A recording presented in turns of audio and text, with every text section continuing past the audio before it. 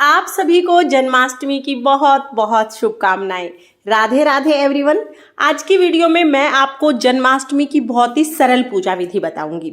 जन्माष्टमी की मुख्य पूजा रात को जब कान्हा जी का, भगवान श्री कृष्ण जी का जन्म हो जाता है तब की जाती है। सुबह के समय आप जिस तरह डेली अपने लड्डू गोपाल जी को उठाते थे, उनकी सेवा करते थे, स्नान कराते थे, उसी तरह आप लड्डू गोपाल जी की सेवा करेंगे। आप चाहें तो सुबह के समय भी आप लड्डू गोपाल जी को पंचामृत स्नान करा सकते हैं। रात को तो हमें जरूर कराना है। तो देखिए, दिन में हम सेवा कर लेंगे। उसके बाद शाम को जब 7 बजेंगे, जन्माष्टमी के दिन शाम को जब 7 बजेंगे, जब सूर्यास्त होगा, उस समय पर हम लड्डू गोपाल जी को देखिए किसी भी लाल कपड़े से इस तरह से ढक देंगे। मैंने ये माता रानी की जो चुनरी आती है ना, वो ली है, तो इससे हम माता रानी की चुनरी से ही लड्डू गोपाल जी को इस तरह से ढक देंगे। आप कोई भी लाल कपड़ा ले सकते हैं। उसके बाद हम एक खीरा इनके पास रख देंगे और एक सिक्का इनके पास रख देंगे।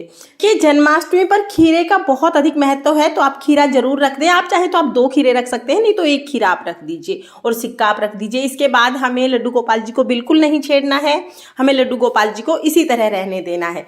तो सूर्यास्त के बाद आप इस तरह से ढक के और फिर उसके बाद आप घर के कोई काम कर लीजिए, मंदिर वगैरह में दर्शन करके आ जाइए या अपने कोई भी काम निपटा लीजिए। उसके बाद देखिए, जब रात को 12 बज जाएंगे, जब सभी मंदिर वगैरह में शंखनाद हो जाएगा, टीवी पर भी दिखा देते हैं कि कृष्ण जी का जन्म हो गया है, अब हम घंटी बजाएंगे, ताली बजाएंगे, शंख बजाएंगे और जो हमने चुनरी उड़ाई है लड्डू गोपाल जी को, उसको हटा देंगे। इसको जन्म की बहुत ही सिंपल प्रक्रिया कहा जाता है। तो बहुत साधारण विधि है जन्म कराने की।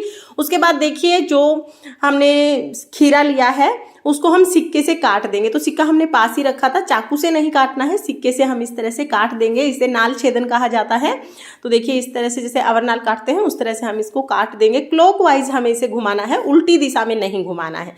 तो देखिए, इस तरह से हम इसको अलग कर लेंगे खीरे से। और जो डंठल वाला हिस्सा है ना, इसको हम पेड़ पौधों में कहीं भी किसी भी मिट्टी में हम इसको दबा देंगे। किसी भी पौधे की मिट्टी में आप इसको दबा सकते हैं। सिक्का आप अपने पास रख लीजिए और ये डंठल का जो पार्ट है उसका ध्यान रखना कि इधर उधर हमें नहीं फेंकना है। उसको किसी भी गमले में या किसी भी मिट्टी में आप दबा सकते हैं। इसके बाद जो खीरा बच गया है उसको प्रसाद स्वरूप सभी लोग घर के ग्रहण कर सकते हैं। तो ये प्रसाद सभी खा लेंगे। और इसके बाद देखिए, ये तो नाल छेदन हो गया। उसके बाद हमें अपने लड्डू गोपाल जी को पंचामृत स्नान कराना है। तो यहीं पर जहाँ पर लड्डू गोपाल जी की चौकी लगी है, सामने ही मैं पंचामृत स्नान करा दूंगी। उसके लिए मैंने एक थाली ले ली है। जो रोजाना बर्तन लेती हूँ मैं लड्डू गोपाल जी को स्नान कराने के लिए, वही लूंगी। तो देखिए, जन्माष्टमी के दिन रात को जब लड्डू गोपाल जी का, भगवान श्री कृष्ण जी का जन्म हो जाता है, उसके बाद लड्डू गोपाल जी को पंचामृत स्नान जरूर कराएं आप। तो यहाँ मैंने तुलसी का पत्ता रख दिया है। उसके बाद देखिए, छोटे से लड्डू गोपाल जी आ गए हैं। तो आज क्योंकि मैंने सुबह भी इनका पंचामृत स्नान कराया था और अभी भी पंचामृत स्नान हो रहा है, तो 2 बार स्नान हो रहा है आज लड्डू गोपाल जी का, क्योंकि बर्थडे है इनका आज, तो स्पेशल है इनके लिए। तो इसके बाद देखिए, सारी ज्वेलरी मैं उतार दूंगी और फिर मैं लड्डू गोपाल जी को स्नान कराऊंगी। तो अब मैंने फूल रख लिया है। बहुत ज़्यादा फूल नहीं रखे हैं, क्योंकि जो भी पंचामृत है ये चरणामृत बन जाएगा, इसको सभी प्रसाद स्वरूप ग्रहण कर लेंगे। आप बहुत ज़्यादा फूल पत्ते डाल देते हैं तो फिर प्रसाद के स्वरूप में उसे ग्रहण करना थोड़ा मुश्किल हो जाता है। तो इसलिए मैंने यहाँ पर सिर्फ 1 ही फूल डाला है। तुलसा मैंने डाल दी है। इसके बाद देखिए, दूध से स्नान करा देंगे, फिर हम दही से स्नान करा देंगे। जैसे हम पंचामृत स्नान कराते हैं बिल्कुल उसी तरह से कराएंगे। और दही से आप लड्डू गोपाल जी को मसल के नहलाएं, ताकि लड्डू गोपाल जी में एक अलग सी चमक आ जाए। आज उनका बर्थडे है तो इसलिए उनके लिए बहुत स्पेशल है। तो हम बहुत लाड चाव से अपने लड्डू गोपाल जी को स्नान कराएंगे। और देखिए, आप चाहे तो सभी चीज़ों के एक साथ मिक्स करके भी आप पंचामृत बना लें और उससे स्नान करा दें। मैं अलग अलग स्नान कराऊंगी क्योंकि जन्माष्टमी है, स्पेशल है, तो आज स्नान भी स्पेशल होगा। इसके बाद देखिए, हम शुद्ध जल से लड्डू गोपाल जी को अच्छे से स्नान करा देंगे। और अगर आप 2 बार लड्डू गोपाल जी को पंचामृत स्नान नहीं कराना चाहते हैं ना, तो दिन में आप सिंपल जल से स्नान करा दीजिए और रात को जन्म के बाद आप पंचामृत से स्नान करा दीजिए। या 1 बार तो जरूर जन्माष्टमी के दिन आप पंचामृत से स्नान कराइए लड्डू गोपाल जी को। और देखिए, अब हम लड्डू गोपाल जी को अच्छे से पोंछ लेंगे। उसके बाद देखिए, जो ये चरणामृत है इसको इधर उधर नहीं फेंकना है। घर के सभी सदस्य इसको प्रसाद स्वरूप ग्रहण कर सकते हैं। तो यहाँ पर हम लड्डू गोपाल जी को देखिए अच्छे से आप श्रृंगार करेंगे। तो मैंने चौकी पर बिठा दिया है। नई पोशाक ले ली है मैंने लड्डू गोपाल जी के लिए। तो उनका बर्थडे है, तो बर्थडे पर तो नई पोशाक बनती ही है। और देखिए, पोशाक आपको कैसी लगी मुझे जरूर बताना। हम इत्र जरूर लगाएंगे लड्डू गोपाल जी को और उनका श्रृंगार करेंगे। तो श्रृंगार में हो सके तो आप सारी नई चीज़ें लें, क्योंकि बर्थडे है, बर्थडे पे बच्चे को वैसे भी गिफ्ट की जाती हैं सभी चीज़ें। तो जन्माष्टमी जो है लड्डू गोपाल जी के लिए और कृष्ण भक्तों के लिए बहुत ही स्पेशल होता है। तो हो सके तो सभी चीज़ें नई लेके आएँ। अगर नई नहीं भी लेके आ पा रहे हैं तो जो पहले से जो चीज़ें हैं उन्हें शुद्ध कर लें। अब देखिए, अब हम चौकी को अच्छे से सजा लेंगे। मैंने यहाँ पर बहुत ज़्यादा नहीं सजाया, सिर्फ फूल डाले हैं। आप अपनी चौकी को बहुत अच्छे से सजा लीजिए। लड्डू गोपाल जी को शीशा दिखा दीजिए। झूला मैंने साइड में लगा लिया है, क्योंकि जन्माष्टमी पर ना रात को जन्म के बाद एक बार झूला भी जरूर झुलाया जाता है लड्डू गोपाल जी को। आप चाहे तो आप पहले झूला झुला दें, उसके बाद आप भोग समर्पित करें, और आप चाहें तो पहले आप भोग समर्पित कर दें, उसके बाद झूला झुला दें। तो मैं पहले पूजा कर लूँगी, भोग आरती सब कर लूँगी, उसके बाद मैं झूला झुलाती हूँ। तो यहाँ पर देखिए लड्डू गोपाल जी विराजमान हो गए हैं। अब हम लड्डू गोपाल जी की पूजा करेंगे। सबसे पहले तो हम देसी घी का दिया जला देंगे। उसके बाद हम तुलसी समर्पित करेंगे लड्डू गोपाल जी को। तिलक करेंगे तो चंदन से, रोली से हम लड्डू गोपाल जी को तिलक करेंगे, गैया को तिलक करेंगे। देखिए, मैंने मंदिर में ही लड्डू गोपाल जी की चौकी लगाई है, तो सभी देवी देवताओं की पूजा साथ ही हो जाएगी। अगर आप अलग से लगा रहे हैं तो फिर गणेश जी को भी विराजमान जरूर कर लें।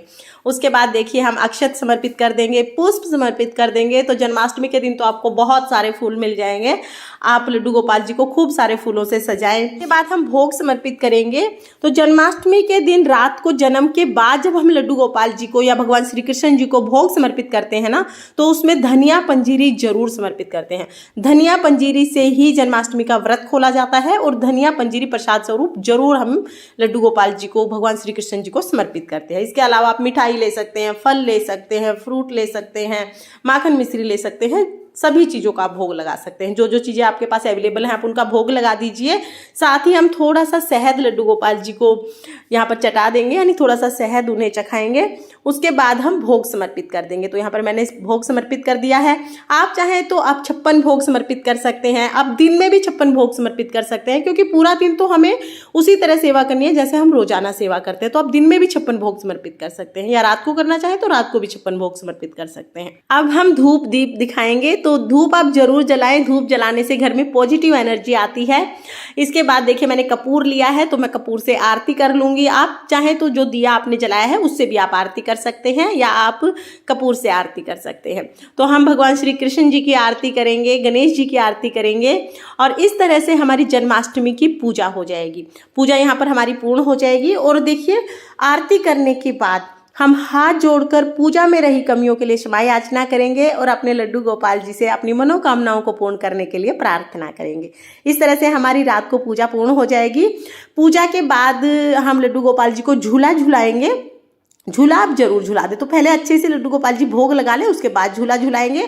और देखिए, जो ये धनिया पंजीरी है जो हमने भोग स्वरूप भगवान को समर्पित की है, इसी से आप अपना व्रत खोलें। कुछ समय बाद ये जो भोग है ये हम यहाँ से हटा देंगे, और उसके बाद हम लड्डू गोपाल जी को झूला झुलाएंगे।